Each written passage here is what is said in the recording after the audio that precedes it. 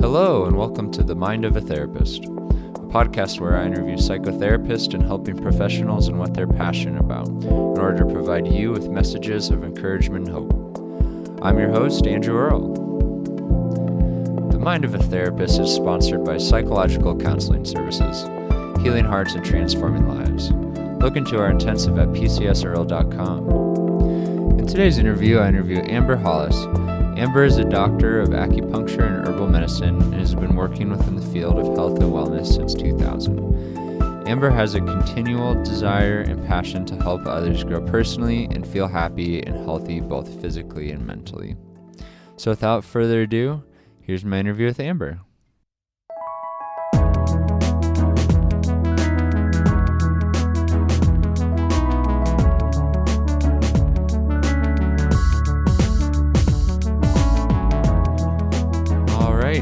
Amber, welcome to the podcast today. Happy to have you. Thank you. We're going to be having a conversation around the connection between physical health and mental health. Will you start just by giving the listeners a little background of your training and what you do for a living? Yeah, definitely. So I am a doctor of acupuncture and oriental medicine. So my background is really in holistic healthcare and learning about the ways that we can heal the body naturally in a more safe approach with herbal medicine and acupuncture, diet, lifestyle, nutrition. All of these things are what I work with in my clinic with my patients, and just really helping them gain an understanding of how to be healthy, because I think we've really lost the concept. It should be so ingrained in us, like how to have a healthy lifestyle, and it blows my mind that people don't even know what health is anymore. So that's my job, is to teach people. Yeah, I'm just curious, what's your understanding about why we're so disconnected from health these days? It's a great question. I think it is unfortunately the culture that we live in today. I think that we've been slipping for many years, but before our lifetimes. And I think that technology, even though it is such an incredible advancement, I think technology, social media structures, I think those are the things that really take us away from our true nature, from nature itself. And it really, really interferes with us on a chemical and a molecular level. And yeah, that just makes me think of my training too, and technology, social media, as you're saying. I just do not envy the younger generation having to grow up with all of the judgment. It's just that those technologies are such a catalyst. Well, there's just such a tool for, unfortunately, just judgment. There's already so much judgment that we've contended with in our culture, I think, right, before the advent of having this phone next to us, but it's just, it comes at you all the time now. So true. And not having the face-to-face interaction, a lot of people say some really nasty things via the text on social media. Absolutely. And yeah, it makes me think of like my training with Michel Foucault and kind of the postmodern understanding of like all of the judgment that we face in society, right, and what a toll that takes on our mental health and well-being. Absolutely. I mean, as if we don't give ourselves enough, pressure. And now we have the pressure of seeing it's talked about a lot that most of what we're seeing isn't even real anyway, yet we're striving for somebody else's life. And we see, people on social media, and no one's showing their down moments. Very few people. There are, I would say that there is some movement towards that, where there is strength and vulnerability, where people are coming forward and really talking about this. But for the most part, we have a younger generation that's going to be leading, and it's going to be a nightmare.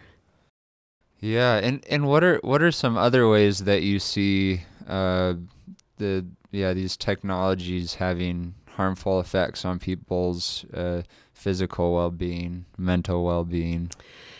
I think it really, going back to the disconnection that we have talked about, is even within our family members and in our close circles, you can see, the next time you go out to dinner, look around and look at what everybody's doing at the dinner table. And it is unbelievable that we're not even having like real conversations, and we don't really even understand what's going on in each other's lives and in each other's worlds anymore, because everyone has their face down in their phones scrolling and looking at stuff, and they're not talking and chatting anymore. So I think that it is a growing loneliness, and it is breeding loneliness, not just within the family, but in your community and in your circle of friends also. Friends get together and the same thing happens.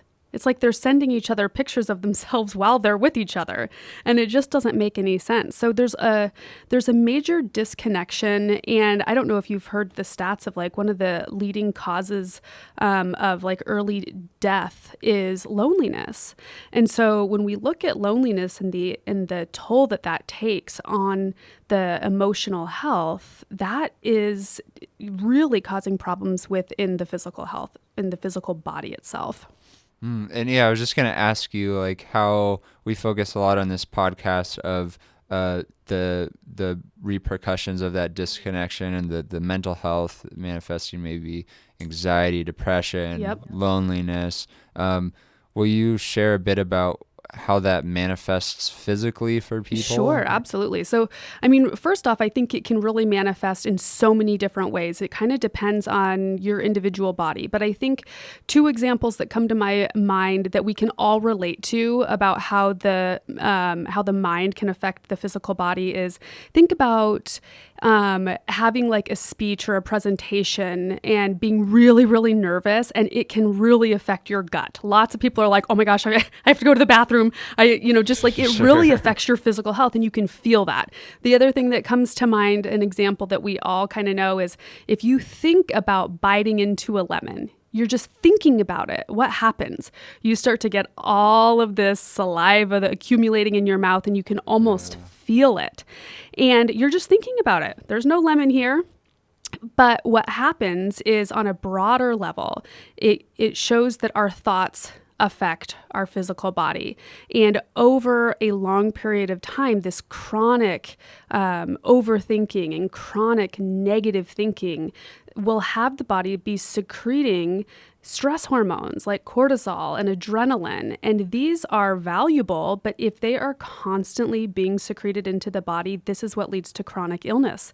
And so over, long periods of time, it can start with minor things like headaches or a little bit of fatigue or joint pain, back pain. It can just manifest in so many different ways for people. Sometimes it really does manifest as depression or anxiety, increased heart rate.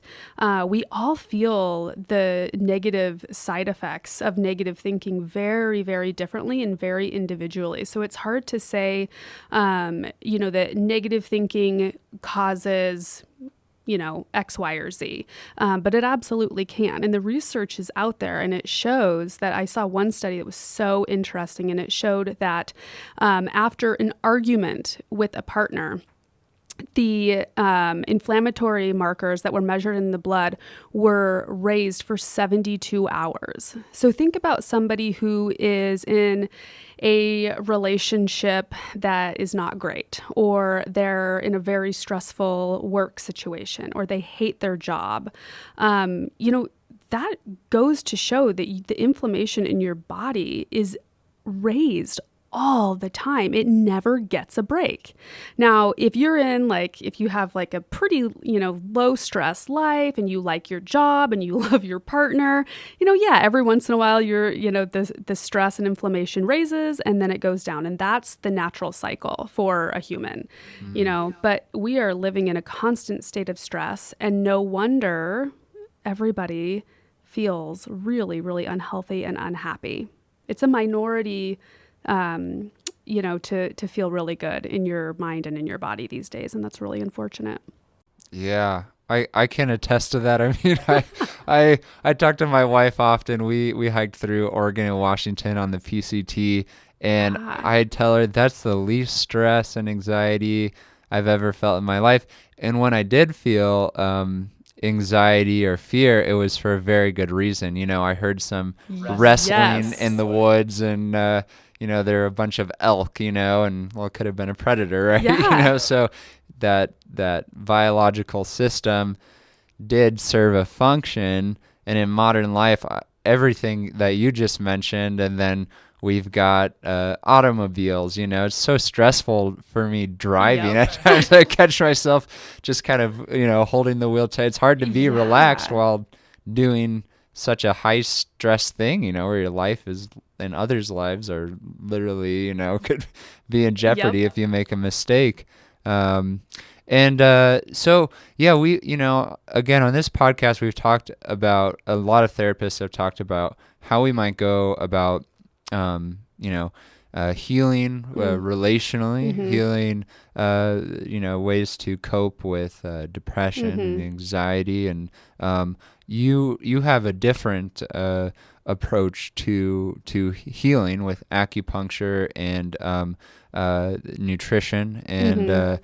uh, what would that sphere of supplementation Anything from supplements to that really should be prescribed by a professional. That's a whole nother topic for another day of sure all the stuff we're pulling off of the shelf. But herbal medicine, so herbal medicine. plant-based medicine that can be very individualized. We mix it so that it is a medicine very specific to the individual, rather than here's a medicine for your headache. It is here's a medicine for Andrew's problems. Uh-huh. That kind of stuff. Okay. Yeah. So for our listeners, some of whom are therapists, some of whom are interested in health and wellness, Mm-hmm. what are some maybe starting places or like pieces of information you might given your expertise? Yeah, well, a couple of my favorite things really come from meditation and awareness. So I highly recommend that when people are feeling stress or anxious or really uncomfortable, to just be aware of that and stop and take 3 really big, deep breaths, and then just do a body scan and pay attention, because that's the first step to healing anything, is being aware and paying attention to what's going on in the body. So I love the body scan because it gets you really in tune with your body and sensations and like warmth and like buzzing and weird things that we just don't pay attention to anymore. And our body talks to us all the time. And if we don't listen, it will end up screaming at you. So that's one thing, is just breathing and awareness, doing a body scan. And you can start your day like this, set the tone for the day. It makes a huge difference. And it seems so simple, but it's the simple things that we've gotten away from. So I love that. The other thing that I really recommend and teach my patients to do when they're dealing with stress or any kind of pattern of overthinking where their mind really just gets the best of them, is to ask the question, is it true?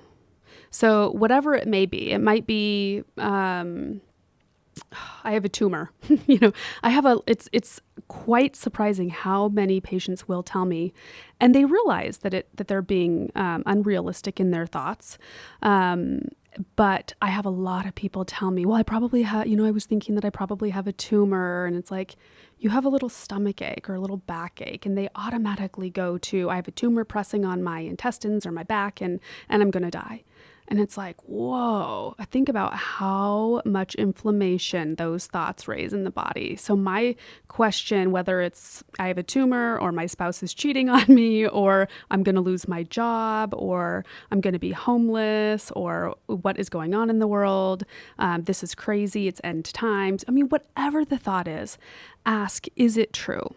And don't try to rationalize it. Only answer yes or no. And ask yourself, can you be certain that it's true? Yes or no? Because oftentimes we let our thoughts run wild and we make up all of these stories, and these stories literally make us sick. And if we can come back to what is true, or if we don't know if it's true, thoughts that are more helpful, we can get away from this negative spiral thinking that just takes us down these really terrible rabbit holes. So I think that those are the things that people could do literally today when you're driving in your car and, your mind's wandering. Just come back and say, is that true? Is that really true? And if you can't answer yes, the opposite could be true. And the opposite is probably what you're going for, what you really, really want. So I think those would be my biggest takeaways, is just to use the breath, to come back to the present moment, to scan and be aware of your body, and to ask if what you're thinking is really true. No, that's really good. That's really helpful. I think I'll incorporate some of that into my own life too. I like that. And then for therapists who maybe are interested in referring someone to a nutritionist, to an acupuncturist, to someone who specializes in herbal medicine, how would they know that those sorts of modalities would be helpful for the person consulting them? Because I know from my own personal experience, my wife's a nutritionist, and making nutritional changes were huge for me with my energy levels and my mood. And what are some signs that would indicate, okay, I should, refer to an acupuncturist or a nutritionist? And then what sort of nutritionist training, acupuncturist training, are there different? I'm not super familiar with that. Sure. So one thing, your first question is somewhat difficult to answer, because if you are like a doctor of, in my case, a doctor of acupuncture and oriental medicine, I see a whole broad spectrum of things, because we're holistic healthcare. So I see anything from the common cold to cancer, anything in between. And I've tried to specialize. And every time I specialize, I gain a lot of knowledge in an area. And then my interests are so broad that I just can't specialize. So just to give you some examples, the things that I see the most are pain, body pain, anxiety, depression, fatigue, fibromyalgia, digestive issues. I would say those are like the top things that I see. But if somebody is complaining about their physical health or their mental health, either of those in any way, shape, or form are excellent for acupuncture and or herbal medicine. So I hope that kind of helps. I mean, obviously I'm not a psychologist, but we use a lot of different tools to help people with their mental health, because at the root of the traditional Chinese medicine is a healthy mind equals a healthy body. So I think that combining seeing a psychologist and counseling and getting that kind of therapy along with acupuncture or taking herbal medicine if needed, I think the combination is just a beautiful thing. In regards to your question about licensure, so to practice traditional Chinese medicine in the United States, it's a master's degree. So you don't see people practicing that with anything less. Although I will say that chiropractors and physical therapists, they can do what they might call dry needling or acupuncture, but it is not to the standard of a licensed acupuncturist. It's much different. It might be even a couple weekend courses where the master's program is at least a 3 to 4 year program. And then if you do the doctoral training, which apparently only about 1% of people go on to do that. So I am a minority in that. And that's another 2-year degree. Okay. And yeah, I love what you're touching on there, just that integrative approach. I really believe that it's so important to really encourage people to seek care from different practitioners, different angles, because they could be working with a therapist for years, trying to address depression or low mood, low energy, and maybe just not seeing, maybe it's more related to nutrition, or Absolutely. I see different that a lot. lifestyles, sleep, right? And yeah, I'm wondering. I'm not very familiar with acupuncture. I'm more familiar with nutrition. Hmm. Will you just give me? I mean, I know the gist, right, of the Yeah. process. I've done it a few times myself, Okay. but will you talk a little bit more about how acupuncture specifically can help someone with Sure. mental health issues? Absolutely. So there's many different theories on this, but I'll tell you the two that I kind of work within and flow between. So most people do think of acupuncture as an energetic medicine, and although there's a school of thought that believes that that was a major mistranslation in ancient medical texts, I will say that there is something happening that we don't know. And that's true for everything. The minute we think that we understand everything that's going on, that's very, very naive. So I will say that there is an energetic component to it for sure, and that's actually what we study in the master's program, where you're learning the energy system of the body. And so when you're putting a needle in, you're really influencing that. But from more of a biomedical approach that people are going to understand easier, is that when you put a needle in the skin, we are interacting with the nervous system. You can feel that. And when you feel anything in your body, it sends a signal to the brain. So when you're getting acupuncture and you're putting a needle in the skin, it sends a message to the brain. And the goal is that you get your own brain to release these neurotransmitters and these chemicals. And a lot of times these are these feel-good chemicals that that you probably talk about also. So that really is the goal, is to change the chemistry of the body, to have the body release its own painkillers, and reduce inflammation. So in a nutshell, acupuncture is really aimed at increasing the blood flow, stimulating it, and reducing inflammation and releasing chemicals, neurotransmitters, so that people can feel calm and somewhat sedated, but in like a calm but strong manner, if that makes sense. And will there be certain areas that you choose to stimulate with needles depending on what the person is presenting with? Absolutely. Yeah. There are definitely more common points because they tend to be stronger. And when we look at the research, it's really interesting that they can see that these more popular points actually have a lot more nervous tissue in those areas. And they stimulate a much stronger response to either the brain or the heart. Huh. Yeah, it's really Oh, wild. wow. Yeah, I was drawn to what you were saying too earlier about the complexity of the human body, the human I think with any system, I mean, my field, marriage and family therapy, we're looking at family systems, Yeah. or and I even think about like environmental systems, ecological systems, and just the complexity there, and Yeah. it's we can't really claim to understand or apply that reductionist perspective Yes. to the complexity of these systems.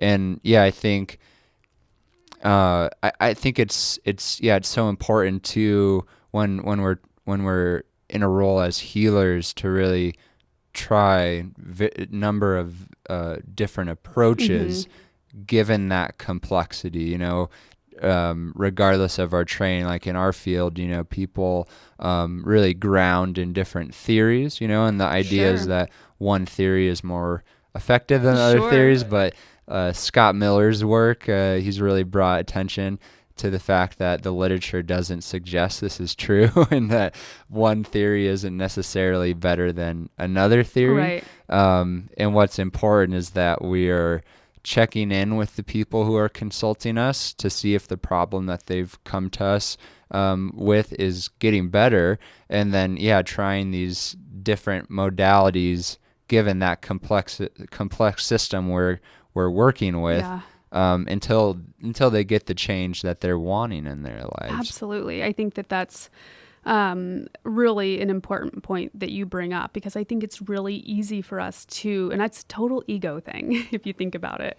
We get stuck in Sure. we get Yeah. stuck in our ways, stuck in our patterns. We think that this way is better than that way. We're better than this person. And really, what it comes down to is your patient or your client being helped or not? And that's really all that matters. If we keep the patient, in the center and always think about getting that person better, you're going to be referring out. You realize you are not a one-stop shop, you know?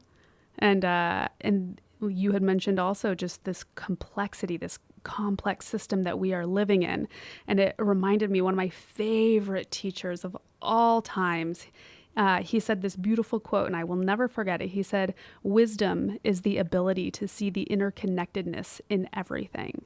And so that takes us back to nature. That takes us back to how our organs are talking to each other, how our brain is talking to our body, and looking at these connections. And that is so important to realize, that it's not just a chemical imbalance if you're depressed. What else is that related to? It's directly related to your gut. It's related to almost every single part of your body. So you have to take a look. And I think that that's really where, unfortunately, Western medicine, conventional medicine is lacking. And we have, we need specialists, don't get me wrong. If we didn't have cardiologists, and somebody specializing in every single individual organ system, we'd probably be in trouble. But they do lack seeing the connections of these organs to other parts of the body. Absolutely. And you mentioning the gut health just then, I realized we haven't talked about nutrition much, and I'd be curious, what are a few pieces of advice that you give to people who are, just considering making changes in nutrition, or a few things that it would be good for therapists to know when looking at the people who are consulting them's diet, and maybe a few basic suggestions you could give. Sure. I think, everybody is very individual. We all have different digestive systems. We all have different sensitivities, even allergies. But I think the things that no one can really argue with, even though we try, is that real food and whole food, regardless of what it is, should be at the center of our diet. Getting rid of sugar is number one. It is a very addictive substance that is legal, and people are very sick because of it. So getting rid of sugar is a huge thing. Processed and packaged foods, it just turns right into sugar, most likely. So really just thinking about fruits and vegetables, whole foods. I am not a vegetarian. I think that quality, and I'm talking high quality animal products, just have so much nutrition in them that it's hard to get from a completely plant-based diet. I am primarily I really, really think that combining all of these foods is where you're going to get the best nutrition. So sourcing in quality is another recommendation. Eating organic, not promoting these companies that use pesticides and herbicides that really interfere with the way our chemicals and our bodies are working. So I think that really it can be so simple. If it comes from nature, I've heard people say, like, if God made it, eat it. If man made it, don't. So I think that's a really easy place to start, is just whole food, real food. Think about it. Is what you're eating a whole food? A Twinkie, I don't even know if those exist anymore, but like that is a very obvious no. That is not a whole food, So I think just looking at your food and seeing, is it real or not, is a really simple place to start. Wow, that's so good. And I volunteer at this farm with the CSA program. I was talking to a few of the other workers there, and we were talking. We're all millennials, and we were talking about how growing up, we hated vegetables. And we're like, how did all of us hate vegetables? And here we are working at a farm now, and we're like, most of them were canned, Yes. And there was gooey and really Exactly. soggy, and whole vegetables are so good. Oh my gosh. And those whole foods in general. And another thought I had was, you were talking, is the processed foods and the sugars that are just marketed to children. Oh, I know. So there's so much money that goes into marketing these foods that are setting up people for lives of suffering, right? From heart disease, from diabetes, and it's so important, and so challenging to do. I've found, but I think I could talk to you about on this topic of nutrition for hours. All day. Yep. Yeah. And we're coming to the end of our time. I'm wondering if there's anything else that you wanted to share with our listeners that's on top of mind. I think just to recap on what we're talking about is to pay attention to your body. Your body's talking to you all the time, and to never feel that it's a weakness to reach out for help. I feel like people suffer for far too long before they get help, whether that's mental help or seeking out a doctor, and people feel weak for having to do something like that. And I consider it the complete opposite: being proactive with your health, listening to your body, and reaching out when you need something. Because a lot of times people think that they're alone, and they're not alone. We're all suffering in our own ways. So, and just doing the best you can. And I really do think that starts with nutrition. Oh, that's so good. And I think you might have just answered the question I'm about to ask that I always ask at the end. So feel free to just kind of reiterate that if you want, because those messages of tuning into the body, of reaching out for help, are just so key. But I like to ask, what's a message of hope that you'd like to leave the listeners with? I think I would go back to saying you're not alone. You're not alone. And I think that the minute we give up hope, that's when we stop healing. So just to put those words right back out there, don't give up hope. Reach out. You're not alone. There's so many different communities. You just have to kind of open your eyes and realize it's not too late. One of my favorite yoga instructors said, every second you get a second chance. So if you're feeling like just overwhelmed, or you missed your chance, or you're too old, or you're too fat, or you're too this, or you're too that, you're not. You can start over at any time. That's my hope, that people will realize that. Oh, that's good. Yeah, I'm hopeful. Just hearing that, never too late. Never too late. Every moment is that opportunity, right? Yes, absolutely. Yeah. And then if listeners want to get in contact with you, where's the best place to direct them? Sure. So all of my info is on my website at vitalitycenter.com. You can also find me on Instagram and Facebook at Vitality Center Denver. Perfect. Well, thanks so much for being on the podcast Thank you, Andrew. today. It was a blast. Yeah, absolutely.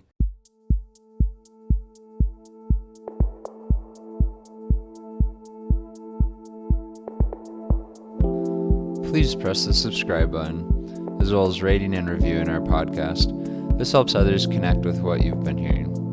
If you have any questions, please contact us at themindofatherapist@gmail.com. These questions will be kept anonymous.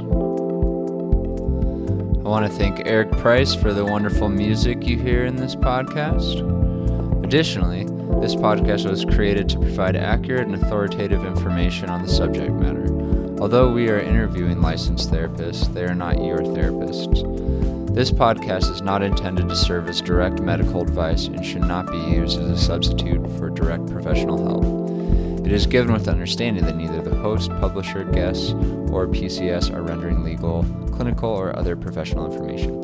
If you need a professional, we encourage you to find one. Visit Psychology Today to connect with a licensed clinician near you.